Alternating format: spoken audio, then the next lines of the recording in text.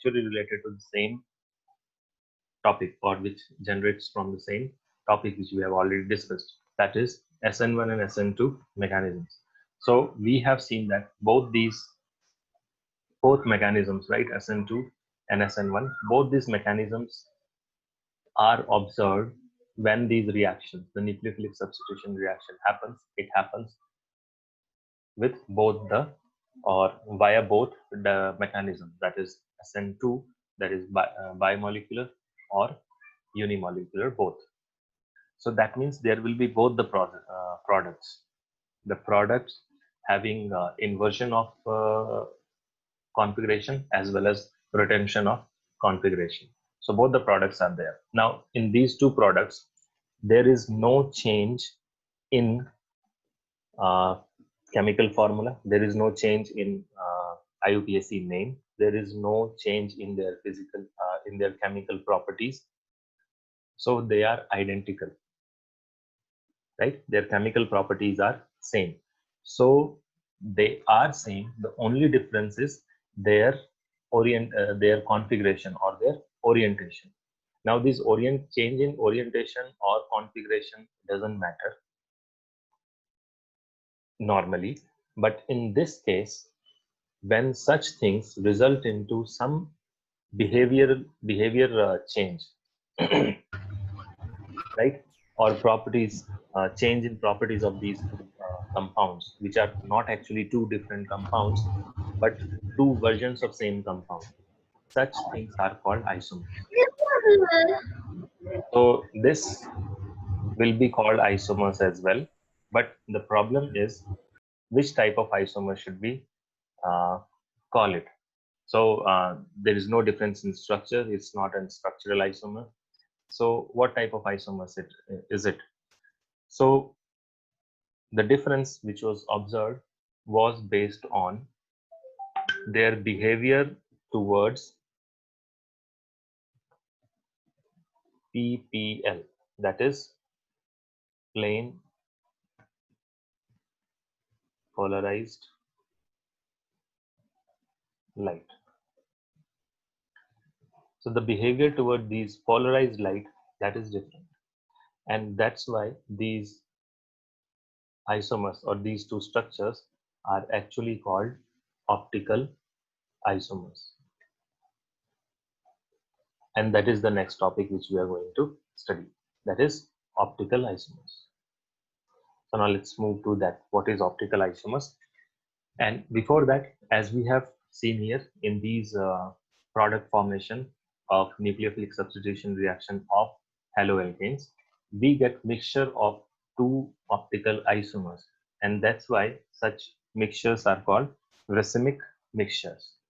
So we'll come to that as well. Okay, now let's see some basic concepts about optical isomerism. So as we have already seen, its behavior towards plane polarized light is different. So what is actually this plane polarized light? The normal light which we see in our day-to-day life, that consists of EM waves, electromagnetic waves of different colors, or we can say of different wavelengths, right? That is the normal light. It has all colors, and little refined version of that is monochromatic light.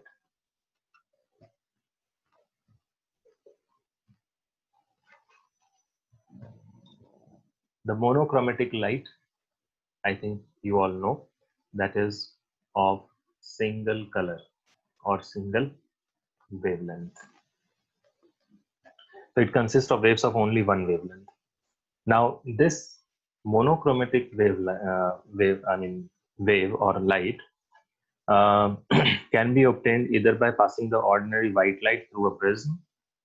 So you must have seen that when there is a prism and when we pass on white light, it gets dispersed. This is called dispersion, and we get different colors here, and each one of them is of different color, so that's why they belong to different wavelengths. So this is one way. There is another way of getting this single color. So one way is this prism. There is another way called grating. This we'll study in physics later. Or by using a source which gives light of only one wavelength, or that is single wavelength source. So these are the three different methods of getting monochromatic light. For example, you must have heard about sodium lamp. So that gives light of a single color, that is yellow light of a given of a specific wavelength. Now, whether it is ordinary light or monochromatic light, so this ordinary as well as monochromatic, both they we know that they have electromagnetic waves. That means they have electric waves or waves related to electric field, and they have magnetic field related waves, both of them. So whether it is ordinary light or monochromatic light, it consists of waves having oscillations or vibrations in all the planes perpendicular to the line of propagation of light. What does that mean? Suppose if this is the line of propagation of light, then the EM waves may be vibrating in this direction. All the directions which are perpendicular to this direction of propagation. So you can actually think about this. It will be in these directions, and not only these, even perpendicular to this, that is perpendicular to your screen, right? If you imagine a line which is going perpendicular to your screen and passing through this dot, the red dot, even that line is perpendicular to the line of propagation. So this is the direction of propagation, and this is the direction of vibrations. So we can see that vibrations are perpendicular, and the only condition they follow is they have to be perpendicular to the direction of propagation, right? And there are multiple such possibilities.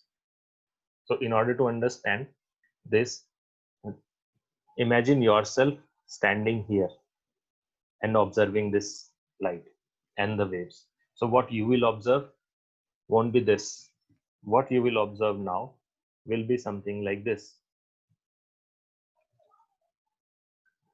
The waves which you will observe will be like this.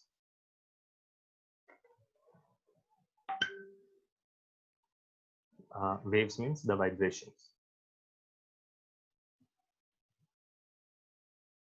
That is when you start observing from this side.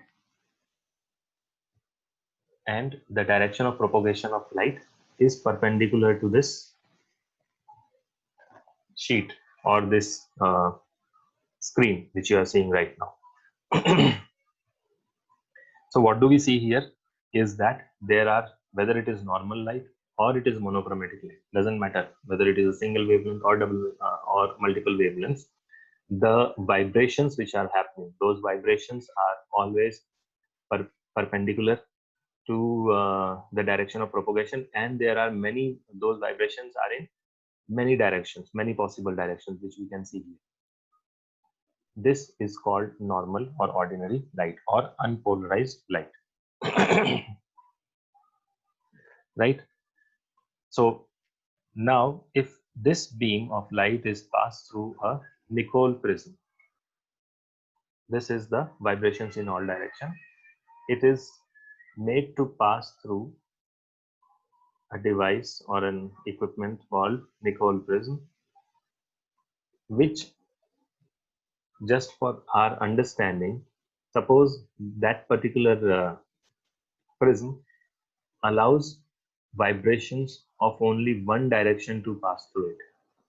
So that means what? If these are incident on that green prism, then only this will be allowed and others will be blocked.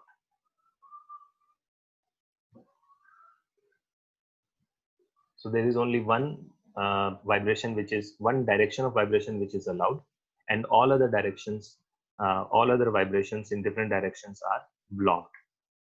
So what you get as your output from this prism, right, is only this vibration. That is vibration only in this direction. This is called polarization of light,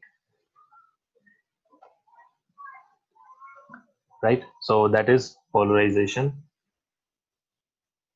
of light. So what is polarization? You get out of all possible vibrations, you get vibrations of light, or you get the wavelengths, or you get the waves in which the vibrations are only in one direction. That's what this light is called, polarized light or plane polarized light, or simply PPL.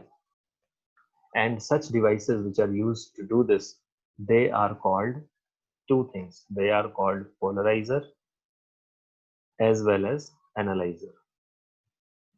So these devices are used to polarize light as well as to detect whether light is polarized or not. That is what analyzer, that's when it is called an analyzer. So we'll see how it works as an analyzer, but for the timing, just remember that this acts as both. Such devices acts as both polarizer as well as analyzer. Polarizer because it polarizes light, analyzer because it will be used to detect whether a source of light or whether the light incident on this is polarized or not. Right? So such a beam of light which has vibrations only in one plane is called PPL, or plane polarized light. So what is PPL? It is a beam of light which has vibrations only in one plane. Right. So that is about PPL. So as I said, we are discussing few important terms related to optical isomerism. Let's move to the second term, that is optical activity.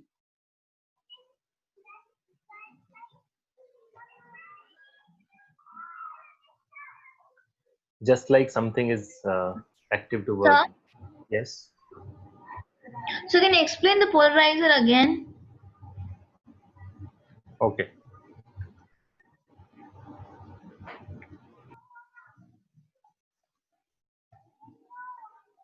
As I said, this ordinary light will have vibrations, or this ordinary beam of light will have vibrations in all possible directions, that is perpendicular to the direction of propagation of light. Right? Now when this light beam, which is having all possible vibrations, when that is passed through a device, right, this device, suppose I give it a one of such devices is Nicol prism. So when this light is made to pass through this Nicol prism, what we get is the light beam in which the vibrations are only in one direction, not in all directions. And this is called PPL, and the process is called polarization.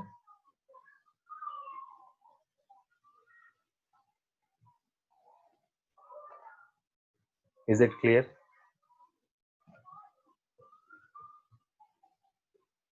So basically, it arranges light into straight lines. I mean, makes it perpendicular to the beam of a light. Not makes it. See, we know that light is a wave, right? Yeah. Light has wave nature. So, and waves, what are waves? Waves are disturbances. Yeah. Disturbances means what? They are actually energy. That is actually energy. So I drop a stone here and I see water waves all around this stone. So that is nothing but disturbance passes from the point of propagation the point of origin to or in all other directions. So same thing happens with light as well. And in a wave, particularly if it is a transverse wave, it will be shown like this. So this is how light waves are also there in nature, right? Now, what does these wave means? These wave means that if there is a particle here, that particle will actually vibrate like this and like this. Okay. So this is the Yeah. direction of vibration of particle, right? And we say that this is the direction of vibrations. So particle is vibrating. Particle means the medium, where in the medium in which the light is there, the light is traveling, that medium particles will be vibrating. Now, the thing is, light even travels without this medium. I mean, if there is light travels even in the free space. Yes or no? Yeah. Yeah. So that means it's not the particles always which will be vibrating. It's just the energy which is increasing and decreasing at a given point, not just the particles. So that's why we say that these are vibrations of the light waves. And you can see here, this is a single wave in which the Okay. vibration is like this. Now assume there is another wave, because if I switch on a torch here or a bulb here, it's not like light will travel only in one direction. Light travels in all directions. Just like any wave, water wave, sound wave, when you speak, your voice travels in all the directions. That is the behavior of any wave. Wave travels or broadcasts in all directions. So the light which you see here, the source, from this source, light can travel in all possible directions. That means light will also travel in this direction. And if that happens, that means the wave is actually in this direction. So if I say the wave is like that, that means now the vibrations are like this. Yeah. So here you can see the direction of vibration is like this, and here you can see the direction of vibration is like this. Okay. Right? So same thing Yes. I am actually representing here, that these one beam of light consists of, normal beam of light consists of vibrations in all possible directions. Right? Now, if there is a case like this, and suppose I have a very thin opening like this here. Now this and this continues, say, even till here. It's not a line, it is a very thin opening. A black screen having a very thin opening through which a light can pass. And now suppose that this light is these are actually those straight lines. Suppose these are the straight lines, right? And this is a film like this, through which there is only one very small gap in the same direction, or as you can see here, the green line, right, in the same direction. Now out of these, suppose I give them names 1, 2, 3. There are only 3, right? Okay. So if now they are made to pass through this, will it allow all of them, or will it block and allow only one?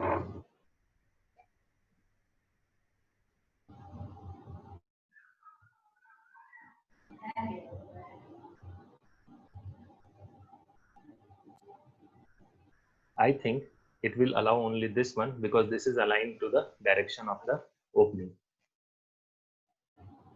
Now this is just to understand the nature, I mean the behavior, not exactly what happens, right?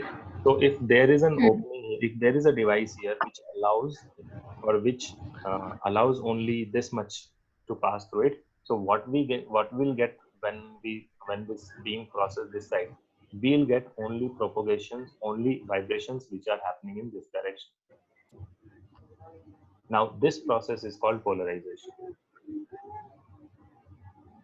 Okay.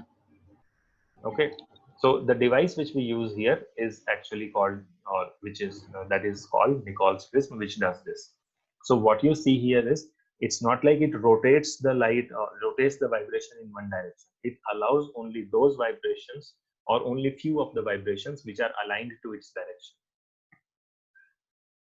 or orientation, right? So if there are, say for example, here 8, here there may be only 2 or 1.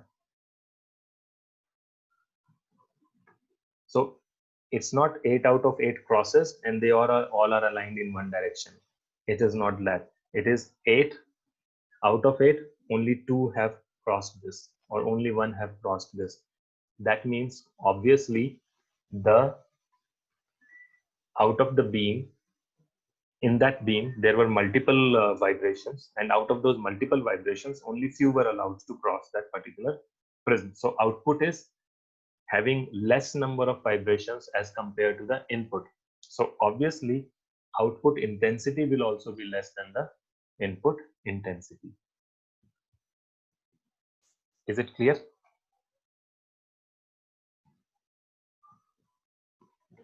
Yes, sir. Okay, so that's what polarization is. So now it should help you in understanding optical activity as well. So that was our second point.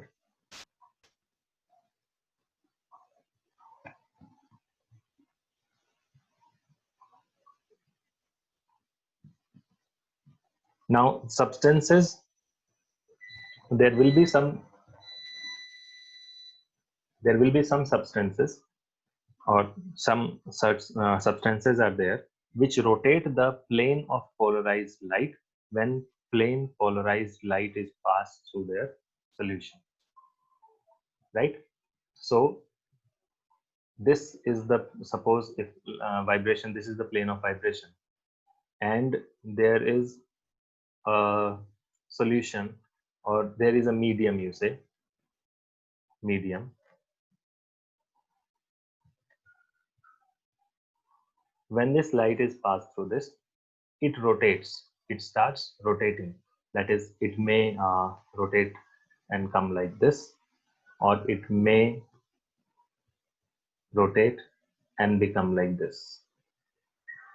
So there are two different possibilities. One like this, another like this. Now if you observe this, the rotation happened here is this. This is rotation in anti-clockwise direction, and this is its rotation in clockwise direction.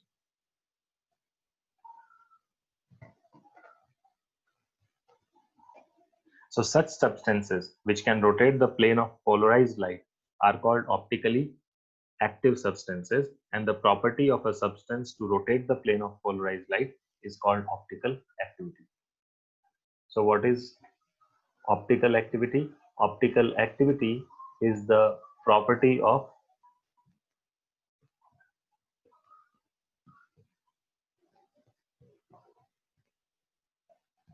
substance to rotate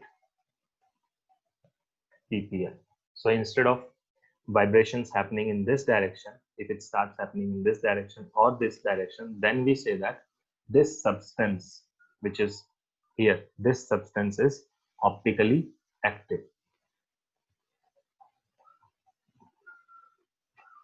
And the property of that substance is called optical activity. Right? So it is basically that property by virtue of which a medium or a substance can rotate a light. If it can rotate a light, it is called optically active. If it cannot rotate the light means the plane of the PPL, then it is called optically inactive. So these are the two different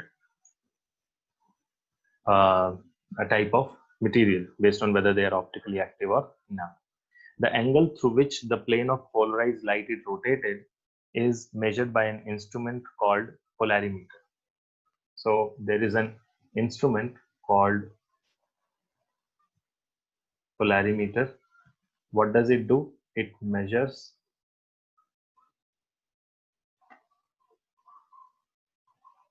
angle of rotation, angle by which the light is rotated. A substance which rotates the plane, and now the substance will be of two different types, one which will rotate in anti-clockwise and one which will rotate in clockwise direction. Now, if the rotation, that is this substance which we are seeing here, and that substance or that medium which is optically active, it may give rotation in two directions, that is clockwise direction and anti-clockwise direction. So if it rotates towards the right, that is clockwise direction. If the rotation is like this, that is clockwise. Or if it is like this, that is anti-clockwise. So these two different possibilities are there. And if the substance does rotation in clockwise direction, then that substance is called dextro-rotatory. This will be called dextro-rotatory.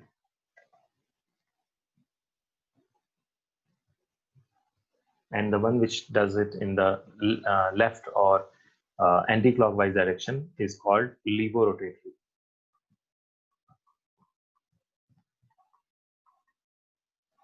So these are the two different, the substance itself can be divided into two different categories, that is dextrorotatory and levorotatory. Correct. Now this clockwise or anti-clockwise, they are also, you can say clockwise, anti-clockwise, or one rotates in right direction, one rotates in left direction. One is represented by plus sign, another is represented by negative sign. So these are the different, you can say, representations of the same thing. Now, such plus and minus isomers of an optically active compound are called optical isomers. These substances which are optically active, they are in two flavors, that is these two, and these two things are called optical isomers of each other, or simply optical isomers. And this phenomena is called optical isomerism. Where this happens, so there is a substance through which the light passed. If the plane polarized light passed, if the light passes, it shows two different behavior. That is, it will either change it into right, it will rotate the plane of the PPL to its right or to its left. If it rotates to its right, it is called dextrorotatory. If it rotates to the left, it is called levorotatory. And such compounds are called optical active isomers or optical isomers. Are optical isomers polarizers? Obviously, not polarizers. They are not polarizers, but we can say they are analyzers. So what does that mean? They don't polarize. They rotate. Polarizer doesn't rotate. Polarizer actually, as we have seen above, it allows vibrations in one given direction, right? And when you have that light in one given direction, which is the vibrations which are in one given direction, when they pass through this PPL, this optical isomer, the isomers, there is no isomers are optically active, right? That's if it is optical isomer, they will be optically active. That means they will have the capacity or capability or ability to rotate the plane polarized light. So they act on PPL. They don't produce PPL. They act on PPL and they rotate it. So we can say that we can use this type of solutions which are optically active to detect PPL, not to generate PPL. I hope your doubt is clear. They don't create, Okay, yeah. right? Yeah, they detect. Now, as we have seen above in this, the above SN2 and SN1, so they both give two identical compounds. Only difference between them is that one of them is uh, I mean, you can say that their orientation or their configuration is inverted. Another is retented. Now, these things, and they are optically active, right? So they are optically active means they will rotate the PPL in one of the directions, either right direction or in left direction, or clockwise or anti-clockwise direction. So that is the behavior which they show, due to which we have to now study optical isomers, right? So same structure, same formula, same name, even their name will be same, but their only one behavior is different, that is behavior towards the plane polarized light, and that's why they are called optical isomers. The compounds which we have seen there, their solution, if you have only one type of compound there and you are going to pass the plane polarized light through this, that will rotate in one direction, and the other solution having other isomer, that will rotate in the reverse direction. But when that reaction happens in a container in which sometimes, depending on the compound, depending on the substrate, the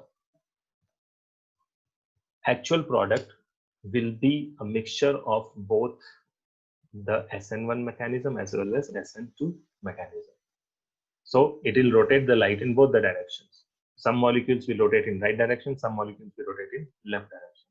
Such mixtures of optical isomers are called racemic mixtures. So we'll study that as well. Now, how does this isomerism comes into picture? In which molecules you will find optical isomerism or optical activity? In which molecules you won't find optical activity? Now, our next session will be based on that, right? So I have a doubt. Yes. Yes, go ahead. So plane polarized light, what do you basically mean by that? What is polarization in normal, in physics, or in any in normal day-to-day life? What is polarization? You you give charges. Okay, that is if we talk in terms of charges, right? That is correct. Basically, if you are able to group or segregate few things on two different poles or two different ends, that is called polarization, Yeah. right?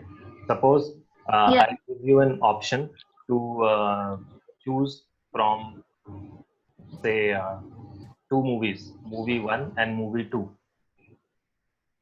right? And Hmm.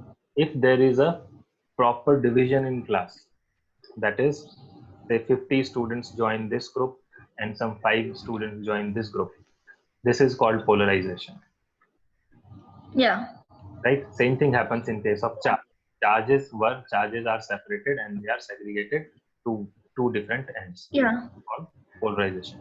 Same thing here. Here you have mixture of all the vibrations, but out of that, Vibration. when you choose only one of them, Yeah. One side you're taking. so that is called polarization. Okay. That's why it is called polarization. Okay. And because we have, what is this actually? Their plane, this vibration happens like this, right? So vibration, when it Hmm. is happening like this and I'm choosing this, that means I am choosing plane of one plane in which it is vibrating. Hmm. So that's why So it is, you're passing through answers, it changes into right, it turns to right or left. So that becomes optical isomers. that becomes, yeah, if it is not that becomes optical isomers. Suppose we have compound 1 and compound 2 in this beaker, right?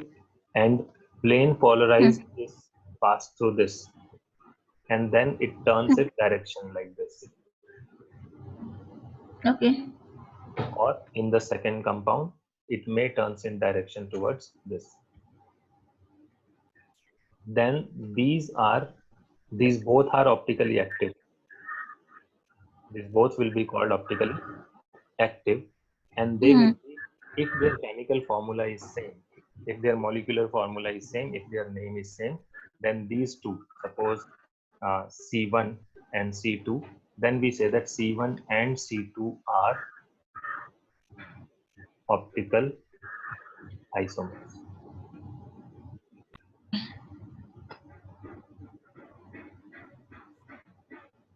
Is it clear? Okay. Sure? Yeah. Okay. So in next session, I'll explain the origin of this optical activity, that is the concepts like molecular asymmetry, chirality, enantiomers and all. So that I'll explain in the next session.